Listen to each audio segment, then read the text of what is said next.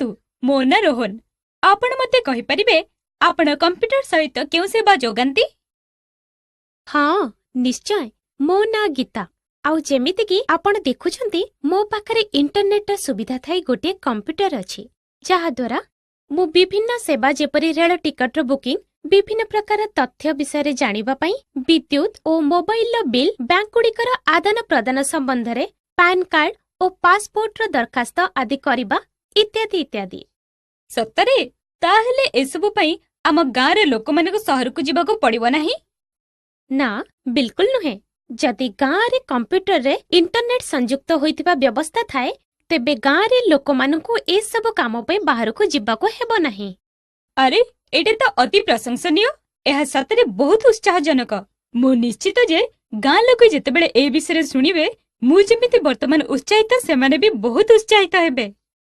ହଁ ନିଶ୍ଚୟ, ଏହି ଖୁସିରେ ସମସ୍ତଙ୍କୁ ଅଂଶୀଦାର ହେବା ଉଚିତ। ନମସ୍କାର, ମୋ ନାଁ ରାମପ୍ରସାଦ। ତମେ କେଉଁ ପ୍ରକାରର ଅନଲାଇନ୍ ସେବା ଯୋଗାଇ ପାର? ସହରକୁ ନ ଯାଇ ଗାଁରେ ହିଁ ମୋର ବିଦ୍ୟୁତ୍ ବିଲ୍ ପୈଠ କରିବାରେ ଆପଣ ମୋତେ ସାହାଯ୍ୟ କରିପାରିବେ କି? ବିଲ୍ ପୈଠ କରିବା ପାଇଁ ମୁଁ ସବୁବେଳେ ଦୂର ସ୍ଥାନକୁ କଷ୍ଟରେ ଯାତ୍ରା କରେ। ହଁ ନିଶ୍ଚିତ, ଆପଣ ଦୂର ସ୍ଥାନକୁ ନ ଯାଇ ଏହିଠାରେ ହିଁ ବିଦ୍ୟୁତର ବିଲ୍କୁ ପୈଠ କରିପାରିବେ। ସତରେ? ଏହା ନିଶ୍ଚୟ ବହୁତ ଉପକାରୀ ହୋଇଥାଏ। କମ୍ପ୍ୟୁଟର ସାହାଯ୍ୟରେ ବଜାରରେ ରହିଥିବା ଫସଲଗୁଡ଼ିକର ଦାମ ବିଷୟରେ ତଥ୍ୟ ଦେଇପାରିବେ କି? ହଁ ନିଶ୍ଚୟ, ମୁଁ କମ୍ପ୍ୟୁଟରରେ ଇଣ୍ଟରନେଟ ଦ୍ୱାରା ବଜାରର ବିଭିନ୍ନ ଫସଲର ଦାମ ବିଷୟରେ ଆପଣଙ୍କୁ ସୂଚନା ଦେଇପାରିବି। ଏହା ଚମତ୍କାର। ଏହି ସବୁ ସେବା କଣ ଆମେ ଗାଁରେ ହିଁ ପାଇପାରିବା? ହଁ, ଇଣ୍ଟରନେଟ ଯୁକ୍ତ ଥିଲେ ଆପଣ ଏସବୁ ପ୍ରକାର ସୁବିଧା ନିଜ ଗାଁରେ ବି ପାଇପାରିବେ। ମୁଁ ଶୁଣିଛି ଯେ ଆଜିକାଲି ଇଣ୍ଟରନେଟ ମୋବାଇଲ ଫୋନ ଗୁଡ଼ିକରେ ମଧ୍ୟ ହୋଇଥାଏ। ଏହା କଣ ସତ? ହଁ ରୋହନ, କେବଳ ମୋବାଇଲ ଫୋନ ନୁହେଁ, ଆଜିକାଲି ଲୋକେ ବିଭିନ୍ନ କାମ ପାଇଁ ଇଣ୍ଟରନେଟ ସଂଯୋଗ ହୋଇଥିବା ଟାବ୍ଲେଟ ଓ ସ୍ମାର୍ଟଫୋନ ବ୍ୟବହାର କରନ୍ତି। ଏହା ଶୁଣି ମତେ ବହୁତ ଭଲ ଲାଗୁଛି। ଆପଣ କମ୍ପ୍ୟୁଟର, ମୋବାଇଲ ଫୋନ ଓ ଟ୍ୟାବଲେଟ ବିଷୟରେ ଆଉ ଅଧିକ କିଛି କହିପାରିବେ କି? ନିଶ୍ଚୟ ରୋହନ, ଆପଣ ବସନ୍ତୁ। ମୁଁ ଆପଣଙ୍କୁ କମ୍ପ୍ୟୁଟର, ସ୍ମାର୍ଟଫୋନ ଓ ଟ୍ୟାବଲେଟ ବିଷୟରେ ବହୁତ କିଛି ବତେଇବି। ଆପଣ ଅନ୍ୟ ସମସ୍ତେ ମଧ୍ୟ ଏଠାରେ ବସିପାରିବେ। ସେମିତି ମୁଁ ଏହି ଡିଜିଟାଲ ଯନ୍ତ୍ର ଉପକରଣ ଗୁଡ଼ିକ ବିଷୟରେ ଅଧିକ କିଛି କହିପାରିବି। ସର୍ବପ୍ରଥମେ କମ୍ପ୍ୟୁଟର କଣ, ଏହା ଆମେ ଶିଖିବା। କମ୍ପ୍ୟୁଟର ହେଉଛି ଏକ ବୈଦ୍ୟୁତିକ ଯନ୍ତ୍ର ଯାହା ଡାଟା ଏବଂ ତଥ୍ୟକୁ ସଞ୍ଚୟ ଓ ପ୍ରୋସେସ କରିବା ପାଇଁ ବ୍ୟବହାର କରାଯାଏ। ଆମେ କମ୍ପ୍ୟୁଟର ସହିତ କଣ କଣ କରିପାରିବା? କମ୍ପ୍ୟୁଟର ଦ୍ୱାରା ଆମେ ଅନେକ ଗୁଡ଼ିଏ କାମ କରିପାରିବା। ଦୂର ଦୂରାନ୍ତରେ ଥିବା ପରିବାର ଓ ବନ୍ଧୁମାନଙ୍କ ସହିତ ଆମେ କମ୍ପ୍ୟୁଟର ସାହାଯ୍ୟରେ କଥା ହୋଇପାରିବା। ଏଥିରେ ତଥ୍ୟ ସଞ୍ଚୟ କରିପାରିବା, ରେଳ ଟିକେଟ ଓ ବିଭିନ୍ନ ବ୍ୟାଙ୍କ କାର୍ଯ୍ୟ କରିପାରିବା। ଏଥିରେ ଆମେ ଖେଳ ଖେଳିପାରିବା, ଗୀତ ଶୁଣିପାରିବା ଓ ସିନେମା ମଧ୍ୟ ଦେଖିପାରିବା। ବର୍ତ୍ତମାନ ଆମେ କମ୍ପ୍ୟୁଟରର ବିଭିନ୍ନ ଅଂଶ ଓ ବ୍ୟବହାର ବିଷୟରେ ଶିଖିବା। ଏକ କମ୍ପ୍ୟୁଟର ଦୁଇ ଭାଗରେ ବିଭକ୍ତ ହୋଇଥାଏ, ହାର୍ଡୱେର ଓ ସଫ୍ଟୱେର। କମ୍ପ୍ୟୁଟର ଏବଂ ଏହା ସହିତ ସଂଯୁକ୍ତ ସମସ୍ତ ଉପକରଣକୁ ହାର୍ଡୱେର କୁହାଯାଏ। ସଫ୍ଟୱେର ହେଉଛି ସେହି ଆଦେଶାବଳୀ ଯାହା କମ୍ପ୍ୟୁଟର କୌଣସି ଏକ କାର୍ଯ୍ୟ କରିବା ସମୟରେ ଅନୁସରଣ କରିଥାଏ। ତାହେଲେ ସ୍କ୍ରିନରେ ଦେଖାଯାଉଥିବା ସମସ୍ତ ସଂକେତ କଣ ସଫ୍ଟୱେର? ହଁ ରୋହନ, ସଫ୍ଟୱେର ହେଉଛି କମ୍ପ୍ୟୁଟର କାର୍ଯ୍ୟ ନିୟନ୍ତ୍ରଣ ପାଇଁ ସୂଚୀ ଦିଆଯାଇଥିବା ନିର୍ଦ୍ଦେଶ ଯାହା ଆମେ ବିଭିନ୍ନ କାର୍ଯ୍ୟ ପାଇଁ ବ୍ୟବହାର କରୁ। ବର୍ତ୍ତମାନ ଆମେ ବିଭିନ୍ନ ଉପକରଣ ବିଷୟରେ ଜାଣିବା ଯେଉଁଥିରୁ କମ୍ପ୍ୟୁଟର ତିଆରି ହୋଇଥାଏ। କମ୍ପ୍ୟୁଟର ଗୁଡ଼ିକ ତିନୋଟି ବିଭିନ୍ନ ଅଂଶକୁ ନେଇ ଗଠିତ ହୋଇଥାଏ। ସେଗୁଡ଼ିକ ହେଲା ଇନପୁଟ ଡିଭାଇସ୍, ପ୍ରୋସେସିଂ ଡିଭାଇସ୍ ଏବଂ ଆଉଟପୁଟ ଡିଭାଇସ୍। ଇନପୁଟ ଡିଭାଇସ୍ ଯେମିତି ଏକ ଟ୍ରାକ୍ଟର ଚଳାଇବା ପାଇଁ ଡିଜେଲ କିମ୍ବା ପେଟ୍ରୋଲର ଦରକାର ପଡ଼େ, ଠିକ୍ ସେହିଭଳି କମ୍ପ୍ୟୁଟରରେ ଡାଟା, ନିର୍ଦ୍ଦେଶାବଳୀ ତଥା ତଥ୍ୟ ପ୍ରବେଶ କରିବା ପାଇଁ କେତେକ ଉପକରଣର ଦରକାର ପଡ଼େ, ଯାହାଦ୍ୱାରା କି କମ୍ପ୍ୟୁଟର ଯେକୌଣସି କାର୍ଯ୍ୟ କରିପାରିବ। କମ୍ପ୍ୟୁଟରକୁ ଯେଉଁ ଉପକରଣ ସାହାଯ୍ୟରେ ଡାଟା, ନିର୍ଦ୍ଦେଶାବଳୀ କିମ୍ବା ତଥ୍ୟ ପ୍ରବେଶ କରାଯାଏ ତାହାକୁ ଇନପୁଟ ଡିଭାଇସ୍ କୁହାଯାଏ। ଏହି ଚିତ୍ରଗୁଡ଼ିକ ଉପରେ ଟିକେ ଦୃଷ୍ଟି ଦିଅନ୍ତୁ। ସେଗୁଡ଼ିକ ହେଲା କେତୋଟି ଇନପୁଟ ଡିଭାଇସ୍ ଯାହା ଆପଣ କମ୍ପ୍ୟୁଟର ସହିତ ବ୍ୟବହାର କରନ୍ତି। କେତେକ ଇନପୁଟ ଡିଭାଇସ୍ ଗୁଡ଼ିକ ହେଲା ପେନ୍ ଡ୍ରାଇଭ୍, ମାଉସ୍, କିବୋର୍ଡ, ସିଡି, ମାଇକ୍ରୋଫୋନ। କିବୋର୍ଡ ଓ ମାଉସ୍ ହେଉଛି ପ୍ରାଥମିକ ଇନପୁଟ ଡିଭାଇସ୍। କେତୋଟି କି ଗୁଡ଼ିକୁ ଛାଡ଼ି ଏହା ସମ୍ପୂର୍ଣ୍ଣ ଏକ ଟାଇପରାଇଟରର କିବୋର୍ଡ ଭଳି ଦେଖାଯାଉଛି। ହଁ, ରେଗୁଲାର କି ସହିତ ଏହାର ସାଂଖ୍ୟିକ କିପ୍ୟାଡ୍ ଏବଂ କେତେକ ନିର୍ଦ୍ଦିଷ୍ଟ କି ଗୁଡ଼ିକ ରହିଛି। ଆପଣ କହିପାରିବେ କି ଏହି ନିର୍ଦ୍ଦିଷ୍ଟ ବା ସ୍ୱତନ୍ତ୍ର କି ଗୁଡ଼ିକ କ'ଣ ପାଇଁ ବ୍ୟବହାର କରାଯାଏ? ସାଂଖ୍ୟିକ କିପ୍ୟାଡ୍ ଗୁଡ଼ିକ ଆମକୁ ସଂଖ୍ୟା ସବୁ ଏଣ୍ଟର କରିବାରେ ସାହାଯ୍ୟ କରେ, ଯେମିତିକି କ୍ୟାଲକୁଲେଟର ହୋଇପାରେ। ଏଗୁଡ଼ିକ ହେଉଛି ନେଭିଗେସନାଲ କି। ଏଗୁଡ଼ିକ ମନିଟରରେ ପୃଷ୍ଠା ଦେଖିବାରେ ଆମକୁ ସାହାଯ୍ୟ କରିଥାଏ। ପ୍ରୋଗ୍ରାମରେ ପେଜ୍ ଅପ୍ କି କର୍ସର ଓ ସ୍କ୍ରିନ୍ରେ ଦେଖାଯାଉଥିବା ଅନୁଚ୍ଛେଦ ଉପରକୁ ଘୁଞ୍ଚାଏ। ପ୍ରୋଗ୍ରାମରେ ପେଜ୍ ଡାଉନ୍ ବଟନ୍ ବିଷୟରେ ଦେଖାଯାଉଥିବା କ୍ରସର ଓ ଦେଖାଯାଉଥିବା ଅନୁଚ୍ଛେଦକୁ ତଳକୁ ଘୁଞ୍ଚାଏ। ପ୍ରୋଗ୍ରାମରେ ହୋମ୍ ବଟନ୍ କ୍ରସରକୁ ଡକୁମେଣ୍ଟର ଆରମ୍ଭକୁ ଘୁଞ୍ଚାଏ। ପ୍ରୋଗ୍ରାମରେ ଏଣ୍ଡ କି କ୍ରସରକୁ ଅନୁଚ୍ଛେଦ ଶେଷକୁ ଘୁଞ୍ଚାଇଥାଏ। ପ୍ରୋଗ୍ରାମରେ ଏହି ତିନୋଟି କିକୁ ଏଡିଟିଂ କି କୁହାଯାଏ। ଏସବୁ ଡକୁମେଣ୍ଟର ଅନୁଚ୍ଛେଦକୁ ସଂଶୋଧନ କରିବାରେ ସାହାଯ୍ୟ କରନ୍ତି। ଅନୁଚ୍ଛେଦ ସଂଶୋଧନ କାର୍ଯ୍ୟରେ ଇନସର୍ଟ ବଟନ୍ ଅନୁଚ୍ଛେଦ ପ୍ରବେଶ କରିବା ଓ ଅନୁଚ୍ଛେଦ ଓଭରରାଇଟ୍ କରିବା ମଧ୍ୟରେ ଯୋଡ଼ି ହୋଇ ରହିଥାଏ। ଡିଲିଟ୍ ବଟନ୍ ଡାହାଣ ପଟରୁ ଅନୁଚ୍ଛେଦର ଗୋଟିଏ ଗୋଟିଏ ପଦକୁ ବିଲୋପ କରିଥାଏ। ବ୍ୟାକସ୍ପେସ୍ ବଟନ୍ ଅନୁଚ୍ଛେଦର ଗୋଟିଏ ପଦ ବାମ ପାର୍ଶ୍ୱରୁ ବିଲୋପ କରିଥାଏ। ଏହି ଚାରିଟି ତୀର କେଉଁ ଚିହ୍ନ ପାଇଁ ବ୍ୟବହାର କରାଯାଇଥାଏ? ଏହି ଚାରୋଟି ତୀର ଚିହ୍ନକୁ ଆଦେଶ ସୂଚକ ବଟନ୍ ବୋଲି କୁହାଯାଇଥାଏ। ଅଧିକାଂଶ ଲେଖା ଥିବା ପ୍ରୋଗ୍ରାମରେ ଉପର ତୀର ଚିହ୍ନ ଅନୁଚ୍ଛେଦ ସଂଶୋଧନ ପ୍ରୋଗ୍ରାମରେ କ୍ରସରକୁ ଉପରକୁ ଘୁଞ୍ଚା ଯାଇଥାଏ। ଅଧିକାଂଶ ଲେଖା ହୋଇଥିବା ପ୍ରୋଗ୍ରାମରେ ତଳମୁହାଁ ହୋଇଥିବା ତୀର ଚିହ୍ନ କ୍ରସରକୁ ତଳକୁ ଘୁଞ୍ଚାଇ ଦେଇଥାଏ। ଅଧିକାଂଶ ସମ୍ପାଦିତ କାର୍ଯ୍ୟକ୍ରମଗୁଡ଼ିକରେ ବାମମୁହାଁ ତୀର ଚିହ୍ନ କ୍ରସରକୁ ବାମ ଆଡ଼କୁ ଘୁଞ୍ଚାଇ ଦେଇଥାଏ। ଅଧିକାଂଶ ସମ୍ପାଦିତ ପ୍ରୋଗ୍ରାମରେ ଡାହାଣମୁହାଁ ତୀର ଚିହ୍ନ କ୍ରସରକୁ ଡାହାଣ ଆଡ଼କୁ ସ୍କ୍ରିନ୍ରେ ଘୁଞ୍ଚାଇ ଦିଏ। F1 ରୁ F12 ପର୍ଯ୍ୟନ୍ତ କେତୋଟି ବଟନ୍ ଅଛି ସେଗୁଡ଼ିକ ଦେଖିପାରୁଛ? ସେଗୁଡ଼ିକ କାର୍ଯ୍ୟାତ୍ମକ କି ବୋଲି କୁହାଯାଏ। ଏହି କିଗୁଡ଼ିକ ଚାଲୁଥିବା ପ୍ରୋଗ୍ରାମ ଅନୁସାରେ ନିର୍ଦ୍ଦିଷ୍ଟ କେତେକ କାର୍ଯ୍ୟକୁ ନିଷ୍ପାଦିତ କରିଥାନ୍ତି। ପ୍ରାୟ ସବୁ ପ୍ରୋଗ୍ରାମରେ ଏସ୍କେପ୍ କି ଚାଲୁ ରହିଥିବା ପ୍ରୋଗ୍ରାମକୁ ସମାପ୍ତ କରିଦିଏ। କଣ୍ଟ୍ରୋଲ ଏବଂ ଅଲ୍ଟରନେଟ୍ କି ଗୁଡ଼ିକ ହେଉଛି କାର୍ଯ୍ୟ ହ୍ରାସ ବା ପରିବର୍ତ୍ତନ କରୁଥିବା ବଟନ୍, ଯାହା ମାଉସର କାର୍ଯ୍ୟକୁ ମଧ୍ୟ ପରିବର୍ତ୍ତନ କିମ୍ବା ବଢ଼ାଇବା ସମ୍ଭବ କରିଥାଏ। ୱିଣ୍ଡୋ ବଟନ୍ ବା ୱିଣ୍ଡୋଜ୍ ଆରମ୍ଭର ତାଲିକା ସକ୍ରିୟ କରିଥାଏ, ଯାହା ଟାସ୍କ ବାର୍ରେ ଥିବା ଆରମ୍ଭ ବଟନ୍କୁ କ୍ଲିକ୍ କରିବା ସହିତ ସମାନ ହୋଇଥାଏ। ଆମେ କିବୋର୍ଡରେ ଥିବା କେତେକ ବଟନ୍ ବିଷୟରେ ଶିଖିଲେ। ବର୍ତ୍ତମାନ ଚାଲନ୍ତୁ ମାଉସ୍ ବିଷୟରେ ବି କିଛି ଶିଖିବା। ମାଉସ୍ ହେଉଛି ଏକ ସୂଚକ ଯନ୍ତ୍ର। ଏହା କମ୍ପ୍ୟୁଟର ସ୍କ୍ରିନ୍ରେ ଦେଖାଯାଉଥିବା ବସ୍ତୁଗୁଡ଼ିକର ସଂକେତ କରିବାରେ ଏବଂ ଏହି ବିଷୟବସ୍ତୁଗୁଡ଼ିକ ସହିତ ଅନ୍ତର୍କ୍ରିୟା କରିବା ପାଇଁ ବ୍ୟବହାର କରାଯାଇଥାଏ। ଆପଣ ଦେଖିପାରିବେ, ଯେତେବେଳେ ମାଉସ୍କୁ ଘୁଞ୍ଚାଯାଏ କମ୍ପ୍ୟୁଟର ସ୍କ୍ରିନ୍ରେ ଏକ ତୀର ଚିହ୍ନ ମାଉସ୍ ଉପରେ ଯେଉଁଆଡ଼େ ଗତି କରୁଛି ସେଇଆଡ଼େ ଗତି କରିବାର ଦେଖାଯାଏ। ଏହି ତୀର ଚିହ୍ନକୁ ପଏଣ୍ଟର କୁହାଯାଏ। ପ୍ରୋସେସିଂ ପାଇଁ ପଏଣ୍ଟର କମ୍ପ୍ୟୁଟରକୁ ଡାଟା କିମ୍ବା ନିର୍ଦ୍ଦେଶାବଳୀ ଯୋଗାଇଥାଏ। ଏକ ମାଉସ୍ର ଦୁଇଟି ବଟନ୍ ଥାଏ, ବାମ ବଟନ୍ ଏବଂ ଡାହାଣ ବଟନ୍। ମାଉସ୍ର ଏହି ଦୁଇଟି ବଟନ୍ ମଧ୍ୟରେ ଗୋଟିଏ ସ୍କ୍ରୋଲ୍ ହ୍ୱିଲ୍ ଥାଏ, ଯାହାର ସାହାଯ୍ୟରେ ଅନେକଗୁଡ଼ିଏ ଡକୁମେଣ୍ଟ ଓ ୱେବ୍ ପେଜ୍କୁ ଯିବା ପାଇଁ ସାହାଯ୍ୟ ମିଳିଥାଏ। ଏକ ମାଉସ୍ କରିପାରୁଥିବା କେତେକ କାର୍ଯ୍ୟ ନିମ୍ନରେ ଦିଆଗଲା। ମାଉସ୍ର ବାମ ବଟନ୍କୁ ଥରେ କ୍ଲିକ୍ କରିବା ଦ୍ୱାରା ଏହା ସ୍କ୍ରିନ୍ ଉପରେ ଏକ ନିର୍ଦ୍ଦିଷ୍ଟ ପ୍ରୋଗ୍ରାମ ବାଛିଥାଏ। ମାଉସ୍ର ବାମ ବଟନ୍କୁ ଶୀଘ୍ର ଦୁଇଥର ନ ଅଟକି କ୍ଲିକ୍ କରିବା ଦ୍ୱାରା ଏହା ଆମକୁ ବାଛିଥିବା ପ୍ରୋଗ୍ରାମ ମଧ୍ୟରେ ପ୍ରବେଶ କରାଇଥାଏ। ମାଉସ୍ର ଡାହାଣ ବଟନ୍କୁ କ୍ଲିକ୍ କରିବା ଦ୍ୱାରା ଇଣ୍ଡେକ୍ସ ବଟନ୍ ଖୋଲିଥାଏ। ସ୍କ୍ରୋଲ୍ ହ୍ୱିଲ୍ ଏକ ପେଜ୍ର ଉପରକୁ ଅଥବା ତଳକୁ ଯିବାରେ ସାହାଯ୍ୟ କରିଥାଏ। ଯେପରି ଶସ୍ୟରୁ ଚଷକୁ ଅଲଗା କରାଯାଏ କିମ୍ବା ଶସ୍ୟକୁ ଚୂର୍ଣ୍ଣ କରି ଗହମ କରିବା ପାଇଁ ବ୍ୟବହୃତ ଗ୍ରାଇଣ୍ଡିଂ ମେସିନ୍ ଏକ ପ୍ରୋସେସିଂ ମେସିନ୍ ସଦୃଶ, ସେହିପରି ସେହି ଯନ୍ତ୍ରଗୁଡ଼ିକ କମ୍ପ୍ୟୁଟରରେ ତଥ୍ୟ ସଂରକ୍ଷଣ ଓ ତଥ୍ୟ ସଞ୍ଚୟ ଇତ୍ୟାଦି କାର୍ଯ୍ୟକୁ ନିୟନ୍ତ୍ରଣ କରେ। ସେଗୁଡ଼ିକ ପ୍ରୋସେସିଂ ଡିଭାଇସ୍ କୁହାଯାଏ। ତଥ୍ୟକୁ କମ୍ପ୍ୟୁଟର ପ୍ରୋସେସର ବା ସିପିୟୁ ମାଧ୍ୟମରେ ପ୍ରୋସେସ୍ କରାଯାଏ ଏବଂ ପରେ ସେହି ତଥ୍ୟକୁ କମ୍ପ୍ୟୁଟର ମେମୋରି ବା ରାମ୍ରେ ସଞ୍ଚୟ କରାଯାଏ। ଆଉଟପୁଟ୍ ଡିଭାଇସେସ୍ ଶସ୍ୟକୁ କୋଟି କୁଣ୍ଡା ବାହାର କରିବା ପରି ହେଉଛି ଆଉଟପୁଟ୍ ମେସିନ୍ର ଭୂମିକା। ସେହିପରି ଫଳାଫଳକୁ ଦେଖାଇବା ପାଇଁ କମ୍ପ୍ୟୁଟର ସହିତ ଆମେ ଯେଉଁ ଉପକରଣ ବ୍ୟବହାର କରୁ ତାହାକୁ ଆଉଟପୁଟ୍ ଡିଭାଇସ୍ କୁହାଯାଇଥାଏ।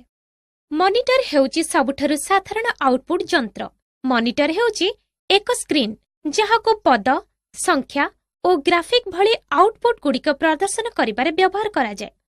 ମନିଟର ଦୁଇ ପ୍ରକାରର ହୋଇଥାଏ, କ୍ୟାଥୋଡ୍ ରେ ଟ୍ୟୁବ୍ CRT ଏବଂ ଫ୍ଲାଟ୍ ପ୍ୟାନେଲ ଡିସ୍ପ୍ଲେସ୍।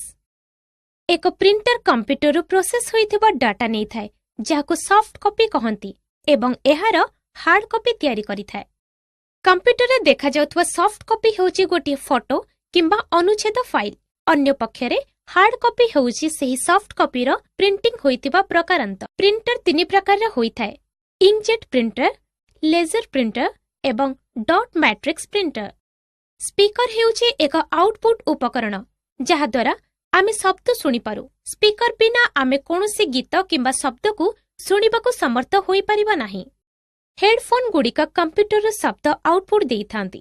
ଏଗୁଡ଼ିକ ସ୍ପିକର ପରି ହୋଇଥାନ୍ତି, କିନ୍ତୁ ଏଗୁଡ଼ିକ କେବଳ କାନରେ ଲଗାଯାଏ, ତେଣୁ କେବଳ ଜଣେ ହିଁ ଏକ ସମୟରେ ଶବ୍ଦ ଶୁଣିପାରିଥାଏ। ପ୍ରୋଜେକ୍ଟର ହେଉଛି ଆଉ ଏକ ଆଉଟପୁଟ୍ ଡିଭାଇସ୍, ଯାହା ସହିତ ଏକ ଚିତ୍ର ଅଥବା ଅନୁଚ୍ଛେଦ ଫ୍ଲାଟ୍ ସ୍କ୍ରିନ୍ରେ ପକାଯାଇଥାଏ। ଏହା ସାଧାରଣତଃ ସଭାରେ ବ୍ୟବହୃତ ହୁଏ କିମ୍ବା ଉପସ୍ଥାପନା ତିଆରି କରିପାରେ। ଏହା ଡିସ୍ପ୍ଲେକୁ ଅନେକ ଲୋକଙ୍କଠାରୁ ଦୃଶ୍ୟମାନ ହେବା ପାଇଁ ସାହାଯ୍ୟ କରିଥାଏ। ଏ ପର୍ଯ୍ୟନ୍ତ ଆମେ ବିଭିନ୍ନ ଇନପୁଟ୍ ପ୍ରୋସେସିଂ ଏବଂ ଆଉଟପୁଟ୍ ବିଷୟରେ ଶିଖିଲେ। ଚାଲନ୍ତୁ ବର୍ତ୍ତମାନ କୌତୁକ କାମରେ ମଜା ନେବା। ଦିଦି, କମ୍ପ୍ୟୁଟର କେଉଁଠାରେ ସବୁ ଡାଟାକୁ ସଞ୍ଚୟ କରି ରଖେ? ଯେମିତି ଆମ ମସ୍ତିଷ୍କ ଗୁରୁତ୍ୱପୂର୍ଣ୍ଣ ଜିନିଷ ସବୁ ମନେ ରଖିବାରେ ସାହାଯ୍ୟ କରିଥାଏ, ସେମିତି କମ୍ପ୍ୟୁଟର ସବୁ ଡାଟା କମ୍ପ୍ୟୁଟର ମେମୋରିରେ ସଞ୍ଚୟ କରିଥାଏ, ଯାହାକୁ କମ୍ପ୍ୟୁଟର ମେମୋରି ବୋଲି କୁହାଯାଇଥାଏ। କମ୍ପ୍ୟୁଟରର ମେମୋରି ଦୁଇ ପ୍ରକାରର ହୋଇଥାଏ, ପ୍ରାଥମିକ ବା ପ୍ରାଇମେରୀ ମେମୋରି ଏବଂ ଦ୍ୱିତୀୟ ମେମୋରି ବା ସେକେଣ୍ଡାରୀ ମେମୋରି କୁହାଯାଏ। ମୁଖ୍ୟ ବା ପ୍ରାଥମିକ ମେମୋରି ବହୁତ ଦ୍ରୁତ, ଏହାକୁ RAM କୁହାଯାଏ, ଯାହାର ଅର୍ଥ ରାଣ୍ଡମ୍ ଆକ୍ସେସ୍ ମେମୋରି ବା RAM ହୋଇଥାଏ। କମ୍ପ୍ୟୁଟରର ଗତି RAM ଉପରେ ନିର୍ଭର କରିଥାଏ। ଡାଟା ଓ ନିର୍ଦ୍ଦେଶ ମୁଖ୍ୟ ମେମୋରିରେ ସଞ୍ଚୟ ହୋଇଥାଏ, ଯେଉଁଠାରେ ଏହାକୁ ପ୍ରୋସେସିଂ ଫଳାଫଳ ପାଇଁ ସେଣ୍ଟ୍ରାଲ ପ୍ରୋସେସିଂ ୟୁନିଟ୍ ବା CPU ଦ୍ୱାରା ପୁନର୍ଲାଭ କରାଯାଇଥାଏ। RAM ହେଉଛି ସେହି ମେମୋରି ଯେଉଁଥିରେ ସବୁ ପ୍ରୋଗ୍ରାମଗୁଡ଼ିକ ସଞ୍ଚୟ କରାଯାଏ। କମ୍ପ୍ୟୁଟରର ଗତି ତାର RAM ଉପରେ ନିର୍ଭର କରେ। କ୍ୟାଶ୍ ମେମୋରି RAMର ଏକ ଅଂଶ ଏବଂ ଏହା ପ୍ରୋସେସର ବହୁତ ନିକଟରେ ଥାଏ। ଏହା ପ୍ରୋସେସିଂର ଗତିକୁ ଉନ୍ନତ କରିବା ପାଇଁ ବ୍ୟବହାର କରାଯାଏ। ପ୍ରାଥମିକ ମେମୋରି ସସୀମ ହୋଇଥାଏ, ତେଣୁ ଅସୀମ ଡାଟା ସଞ୍ଚୟ କରିବା ପାଇଁ ଆମେ ପରବର୍ତ୍ତୀ ମେମୋରି ବ୍ୟବହାର କରୁ। ଯେକୌଣସି ଡାଟା କିମ୍ବା ପ୍ରୋଗ୍ରାମ ଯଦି ପରବର୍ତ୍ତୀ ମେମୋରିରେ ଥାଏ, ତାହେଲେ ତାହା RAM ଦ୍ୱାରା କପି କରିବାକୁ ପଡ଼ିଥାଏ, କାରଣ କମ୍ପ୍ୟୁଟର ପରବର୍ତ୍ତୀ ମେମୋରିରେ ଥିବା ଡାଟାକୁ ସିଧାସଳଖ ଭାବରେ ପ୍ରୋସେସ୍ କରିପାରେ ନାହିଁ। ଏଠାରେ କେତେକ ଉପକରଣ ରହିଛି ଯାହା ପରବର୍ତ୍ତୀ ମେମୋରି ଭାବରେ କାମ କରିଥାନ୍ତି। ସେଗୁଡ଼ିକ ହେଲା ପେନ୍ ଡ୍ରାଇଭ୍, ହାର୍ଡ ଡିସ୍କ ଓ DVD। ତାହେଲେ ଗୋଟେ କମ୍ପ୍ୟୁଟର ଡାଟାଗୁଡ଼ିକୁ ଏହାର ମେମୋରିରେ କିପରି ଭାବରେ ସଞ୍ଚୟ କରିଥାଏ? କମ୍ପ୍ୟୁଟର ସମସ୍ତ ତଥ୍ୟ କେବଳ 2 ଅଙ୍କରେ ସଞ୍ଚୟ କରିଥାଏ, ତାହା ହେଉଛି 0 ଓ 1। ଗୋଟିଏ 2 ସଂଖ୍ୟକ ଅଙ୍କ ଯାହା A1 କିମ୍ବା A0 ହୋଇଥାଏ, ଏହାକୁ ବିଟ୍ କହନ୍ତି। 8ଟି ବିଟ୍ର ଏକ ଗ୍ରୁପକୁ ଗୋଟିଏ ବାଇଟ୍ କୁହାଯାଏ। ଏହି ଟେବୁଲ ଉପରେ ଦୃଷ୍ଟି ଦିଅନ୍ତୁ, ଏହା ବାଇଟ୍ ଓ ବିଟ୍ ମଧ୍ୟରେ ଥିବା ସମ୍ପର୍କକୁ ଦର୍ଶାଉଛି। ହାର୍ଡୱେରକୁ ନିୟନ୍ତ୍ରଣ କରିବା ପାଇଁ ବିଭିନ୍ନ ପ୍ରକାର କାର୍ଯ୍ୟ ସମ୍ପାଦନ କରିବା ପାଇଁ ଯେଉଁ ନିୟମାବଳୀର ବ୍ୟବହାର କରାଯାଏ, ତାକୁ ସଫ୍ଟୱେର କୁହାଯାଏ। ସଫ୍ଟୱେର ପ୍ରୋଗ୍ରାମଗୁଡ଼ିକ ହେଉଛି କ୍ରମାନ୍ୱୟରେ ସଜାଯାଇଥିବା ନିର୍ଦ୍ଦେଶାବଳୀ, ଯାହା କମ୍ପ୍ୟୁଟରକୁ ନିର୍ଦ୍ଦେଶ ଦେଇଥାଏ ଏହା କ'ଣ କରିବାର ଅଛି ଏବଂ କେମିତି କରିବାକୁ ପଡ଼ିବ। ସଫ୍ଟୱେର 2 ପ୍ରକାରର ଥାଏ, ତାହା ହେଲା ଆପ୍ଲିକେସନ ସଫ୍ଟୱେର ଓ ସିଷ୍ଟମ ସଫ୍ଟୱେର। ଆପ୍ଲିକେସନ ସଫ୍ଟୱେର ହେଉଛି ଏକ ପ୍ରୋଗ୍ରାମ ଯାହା ବ୍ୟବହାରକାରୀଙ୍କୁ ନିର୍ଦ୍ଦିଷ୍ଟ ଏକ କାର୍ଯ୍ୟ କରିବାରେ ସାହାଯ୍ୟ କରିଥାଏ। ଏହାର ଉଦାହରଣ ହେଲା ମାଇକ୍ରୋସଫ୍ଟ ୱାର୍ଡ ଏବଂ ଓପନ୍ ଅଫିସ୍ ଡ୍ର। ଯେଉଁ ପ୍ରୋଗ୍ରାମଗୁଡ଼ିକ କମ୍ପ୍ୟୁଟର ହାର୍ଡୱେର ସହିତ ପ୍ରତ୍ୟକ୍ଷ ଭାବରେ ସମ୍ପର୍କିତ, ତାକୁ ସିଷ୍ଟମ ସଫ୍ଟୱେର କୁହାଯାଏ। କମ୍ପ୍ୟୁଟରକୁ ଚଳାଇବା ପାଇଁ ଗୋଟିଏ ଅପରେଟିଂ ସିଷ୍ଟମର ଆବଶ୍ୟକତା ରହିଥାଏ, ତାହା ମଧ୍ୟ ଏକ ସିଷ୍ଟମ ସଫ୍ଟୱେର। ଆମେ ଆଗେଇବା ପୂର୍ବରୁ ଚାଲନ୍ତୁ ଏକ କାର୍ଯ୍ୟରେ ଅଂଶଗ୍ରହଣ କରିବା। ଗୀତା, ଏହି ସବୁ ବହୁତ ମନ ଆକର୍ଷଣ ଅଟେ। ମୁଁ କେବେ କମ୍ପ୍ୟୁଟର ବ୍ୟବହାର କରିନାହିଁ। କମ୍ପ୍ୟୁଟରକୁ କେମିତି ଆରମ୍ଭ ଏବଂ ଏଥିରେ କ'ଣ କରିବାର ଅଛି ମୋତେ ଟିକେ ଦେଖାଇ ପାରିବେ କି? ନିଶ୍ଚୟ ଅଙ୍କଲ, ମୁଁ ଆପଣଙ୍କୁ ସବୁକିଛି ବର୍ଣ୍ଣନା କରି କହିବି। ପ୍ରଥମେ କମ୍ପ୍ୟୁଟରର ବିଭିନ୍ନ ଅଂଶ ବିଷୟରେ ମୁଁ କହିବି। ଏହା ହେଉଛି ମନିଟର। ଏହା ଏକ ଟିଭି ସଦୃଶ। ସ୍କ୍ରିନ୍ରେ ଆଉଟପୁଟ୍ ଦେଖାଇବା ପାଇଁ ଏହାର ବ୍ୟବହାର କରାଯାଇଥାଏ। ଏହା ହେଉଛି ସିଷ୍ଟମ ୟୁନିଟ୍ ବକ୍ସ। एथिरे सेंट्रल प्रोसेसिंग यूनिट बा सीपीयू थाए। सीपीयू होउची कंप्यूटर मस्तिष्क। एसबु हेउची कीबोर्ड एवं माउस। एगुड़िक इनपुट डिवाइस अटे जहा द्वारा आमे डाटा सबु कंप्यूटर को संयोग करिबा पई प्रथमे एहाको डेस्क उपरे रखा जाऊ। तापरे सिस्टम यूनिट बॉक्स को मिनिटर पाखरे रखा जाऊ। सिस्टम यूनिट पछभाग को देखंतु। विभिन्न उपकरण को संयोग करिबा पई एहार समस्त सरु फांक रहिजे। एही परि भाबरे सिस्टम यूनिट सह मॉनिटर को संयोग करा जाय। सिस्टम यूनिट वीडियो पोर्ट को वीजीए पोर्ट कहा जाय। वीजीए केबल ला गोटे प्रांत को सिस्टम यूनिट रे थिवा वीडियो पोर्ट सह एवं अन्य प्रांत को मॉनिटर सहित संयुक्त करंतु। गोटे कीबोर्ड दुई प्रकार होई थाए, PS2 संयोग किंबा USB संयोग। कीबोर्ड को सिस्टम यूनिट सह संयोग करिबा पई कीबोर्ड संयोग को सिस्टम यूनिट रे थिबा पोर्ट सहित संयुक्त करा जाऊ। गोटे कंप्यूटर माउस तीनोटी विभिन्न प्रकार संयोजक सहित आसी थाए, जथा PS2 संयोजक, USB संयोजक एवं सीरियल संयोजक। माउस को संयोग करिया पई एहार संयोजक को सिस्टम यूनिट रे थिबा उपयुक्त पोर्ट रे पुराई दियंतु। सेही परी एक प्रिंटर को कंप्यूटर सहित संयुक्त हेले प्रिंटर रे संयोजक को सिस्टम यूनिट रे संयोग करा जाय। एही संयोजक दुई प्रकार होई थाए, जथा पैरेलल पोर्ट किंबा USB पोर्ट। धन्यवाद गीता। वर्तमान आमे केमिति कंप्यूटर को मुख्य विद्युत बोर्ड सह संयोग करिबा कहि परिबे कि? सहज। गोटिए डेस्कटॉप कंप्यूटर रे दुईटी विद्युत जोगाण केबल थाए। प्रथमे गोटिए को सिस्टम यूनिट रे थिबा विद्युत जोगाण प्लग एवं अन्यटी को मॉनिटर विद्युत जोगाण पोर्ट सहित संयुक्त करा जाऊ। तापरे दुईटी तार को बिजुलीर बोर्ड सहित किंबा यूपीएस सहित जोड़ंतु।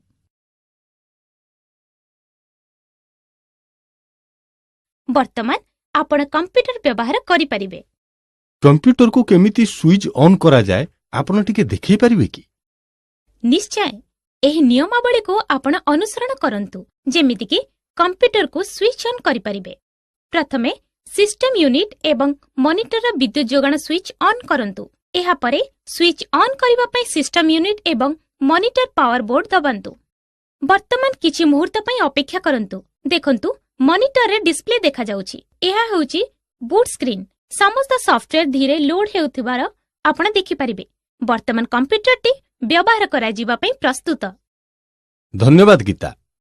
प्रथम थर पाई मु एक कंप्यूटर देखिछि एवं एहाकू केमिति स्विच ऑन करा जाए ताहा मध्ये सिखिछि। हाँ, कंप्यूटर विषय बहुत किछि आपण कहिथिबारु आपणकर धन्यवाद दीदी। वर्तमान आपण मोबाइल फोन एवं टैबलेट गुडी के विषय रे अधिक किछि कहि परिबे कि? निश्चय रोहन। मोबाइल फोन और टैबलेट किपरि व्यवहार करा जाए ताहा मु तुमको देखै देबी। हे, मु मध्ये एही डिवाइस गुडी के विषय रे सिखिबा को चाहे। ठीक अछि, चलंतु मोबाइल फोन और टैबलेट रो विभिन्न अंश, कार्य एवं एप्लिकेशन गुडी को दृष्टि देबा।